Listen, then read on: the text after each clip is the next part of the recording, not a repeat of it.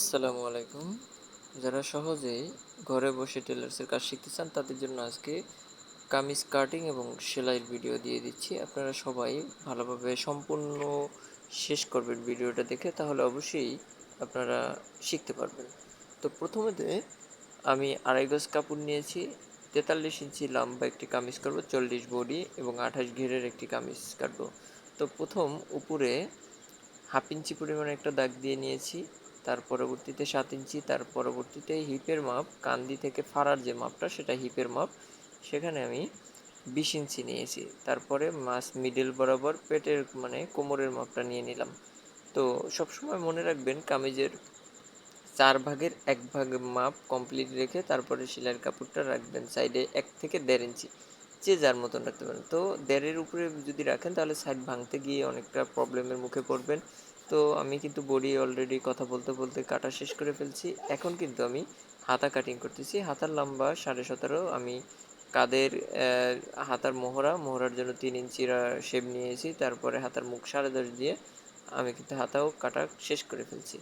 তো আপনারা এখন সেলাই দেখাবো আপনাদেরকে।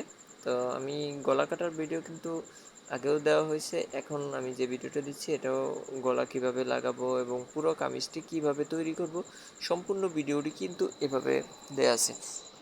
তো আমি আপনাদেরকে কিছু ফর্মুলা বলবো কামিজের, সেটা হলো কিছু বয়স আছে, বয়স অনুযায়ী কাঁধ, বডি, এটা যদি আপনারা মনে রাখতে পারেন তাহলে সকল ধরনের একদম 1 বছর বয়স থেকে কামিজ কিন্তু আপনারা কাটিং করতে পারবেন। সবসময় মনে রাখবেন বডি মাপে যদি আপনারা করেন যে তার কামিজ নাই সেজন্য আপনি বডির মাপে করবেন। তো বডি যদি আপনার 30 হয় সেখানে বডিতে কামিজের মাপ 34 হবে, 4 ইঞ্চি লুজ কাটতে হবে। যদি লুজ না কাটেন তাহলে কিন্তু কামিজ ফিটিং হবে না এবং কামিজ শরীরের ভিতরে ঢুকাতে পারবেন না। এই জিনিসগুলো কিন্তু আপনাদের সবসময় খেয়াল রাখতে হবে। এবং পরবর্তীতে কোমরে আপনারা 3 ইঞ্চি কম রাখবেন, হিপে 4 ইঞ্চি বেশি রাখবেন। মানে কোমরের কথা বলছি, সেটা হলো 3 ইঞ্চি রাখবেন। বুকে যদি 4 ইঞ্চি হয়, কোমরে 3 ইঞ্চি, হিপে হিপে 4 ইঞ্চি, এই জিনিসটা আপনারা খেয়াল রাখবেন। আর কামিজের মাপ হলে তো কামিজের মাপের সমান সবসময় কাটিংয়ের সময় 4 ভাগের 1 ভাগ করে, যেমন 40, 4.40, 10 ইঞ্চি, মানে এইভাবে ভাগ করে নেবেন, তাহলে কিন্তু সুন্দরভাবে আপনাদের কামিজের কাটিংগুলো হবে। তো আপনারা কিন্তু দেখতেছেন সেলাই, কিন্তু আমি আপনাদেরকে কামিজের ফর্মুলাগুলো দিচ্ছি।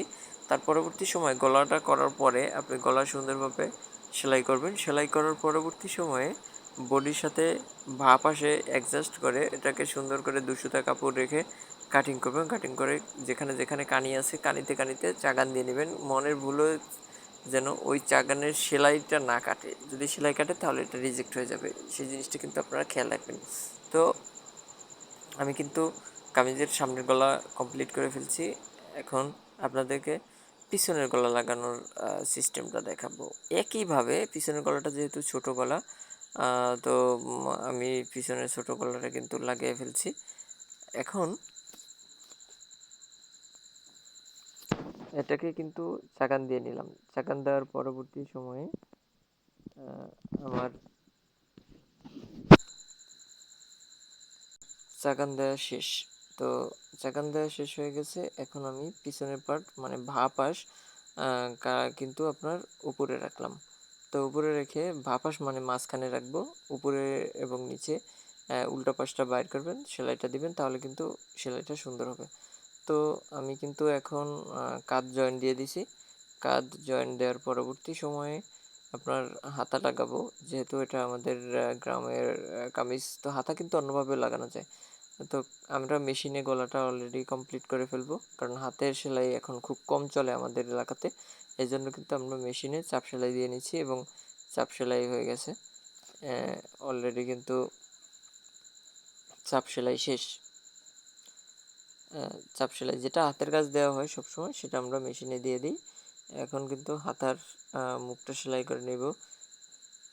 এখন হাতার মুখ সেলাই করা শেষ, মানে আপনারা কিন্তু ধাপে ধাপে প্রত্যেকটা কাজ শেষ করতে পারবেন। তবে ভিডিওটা কিন্তু শেষ পর্যন্ত দেখবেন। ভালো লাগলে অবশ্যই লাইক কমেন্ট শেয়ার করবেন এবং আমার যে ইউটিউব চ্যানেলটি আছে সাবস্ক্রাইব করবেন। এগুলো আপনাদের অনুপ্রেরণায় কিন্তু আমাদের নতুন নতুন ভিডিও দিতে সাহায্য করবে। আপনারা যদি বেশি বেশি আমাদের ভিডিও দেখেন তাহলে আমরাও কিন্তু বেশি বেশি অনেক নতুন নতুন কাজের কিন্তু ভিডিওগুলো দিতে পারি।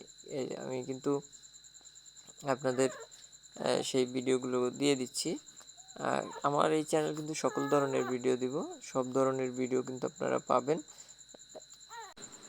তো হাতার মোড়া লাগানোর পরবর্তী সময় কিন্তু আমরা সাইডের মাপটি সুন্দরভাবে সঠিকভাবে দিয়ে নেব।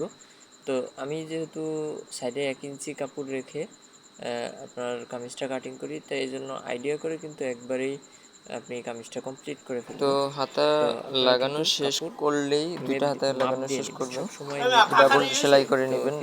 ডাবল সেলাই করার পরবর্তী সময় কিন্তু হাতা সেলাই করতেছি, এভাবে কিন্তু দুইটার হাতার মোড়াতে ডাবল করে সেলাই করে নেবেন। যে কাটিংটা করি বডির মাপ, বডিতে যদি আপনার 7 ইঞ্চি মোহরের দাগ দিই, তাহলে হাতার মোড়া কিন্তু আপনারা সবসময় 1/2 ইঞ্চি বেশি কাটবেন, তাহলে কিন্তু বডির মোড়ার সাথে হাতার মোড়া একবারেই একুরেট হয়ে যাবে। আমি হাতার মুখ 10.5 ইঞ্চি রেখে বডিটা কিন্তু যে দাগটা আছে দাগে দাগে একদম করে হিপ পর্যন্ত সেলাই করে দিব, তাহলে আমার মাপটা কিন্তু একুরেট হয়ে গেছে। আপনাদেরও মাপ কিন্তু এভাবে যদি না হয় মেশিনের টেবিলের উপরে রাখার পরে আপনারা কিন্তু সুন্দরভাবে ফিতা দিয়ে মাপ দিয়ে নেবেন, তাহলে কিন্তু একুরেট মাপ হবে।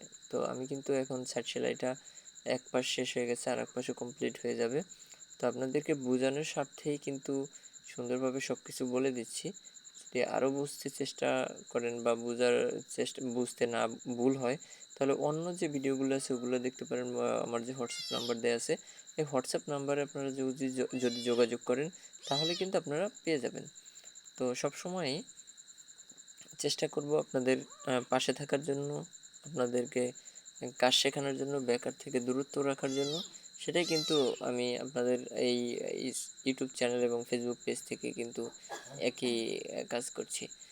তো দেখতেছেন সাইডে কিন্তু সেলাই হয়ে যাচ্ছে, সাইডে কোনো পাক খাবে না, কোনো খাবে না, সুন্দর করে। যেহেতু কাপড়টা আমি 1 ইঞ্চি কাপড় বেশি রাখছি সাইডে, এই জন্য কোনো রকমের পাক খাবে না বা কোনো রকম মোটা চিকন হবে না, সমানভাবে কিন্তু হয়ে গেছে।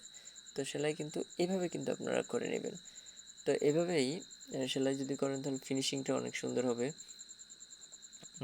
একদম পাই টু পাই হিসাব বরাবর করে একদম ফুল কমপ্লিটলি আপনাদেরকে কিন্তু ভিডিও আমরা দেখানোর চেষ্টা করতেছি।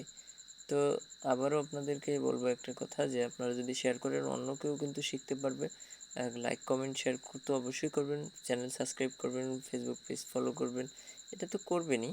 সেই জন্যই কিন্তু আপনাদেরকে বারবার বলা হচ্ছে যে কিভাবে সেলাই করা হয়।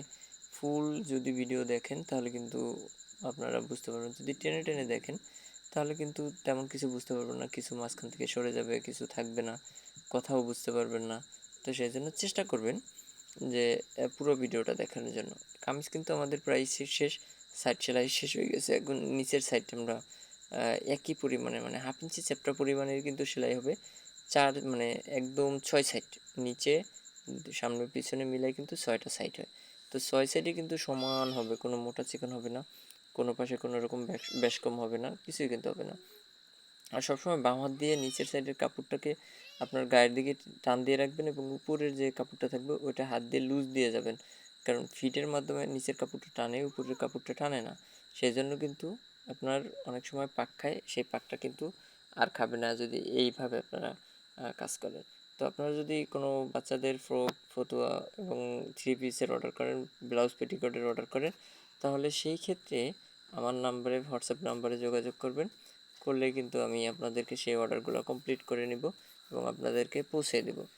তো একদম চিপ রেটে দিব, রেটে কোনো সমস্যা হবে না। বিভিন্ন কালারের প্লেন ব্লাউজ, 6 সেট পেটিকোট, গোল petticoat, normal blouse, bra cutting blouse, সব কিছুই কিন্তু আমি করে থাকি এবং অনলাইনের মাধ্যমে অর্ডার নিয়ে থাকি। যদি আপনারা যে কোনো কিছু অর্ডার দেন, ধন্যবাদ, আল্লাহ হাফিজ।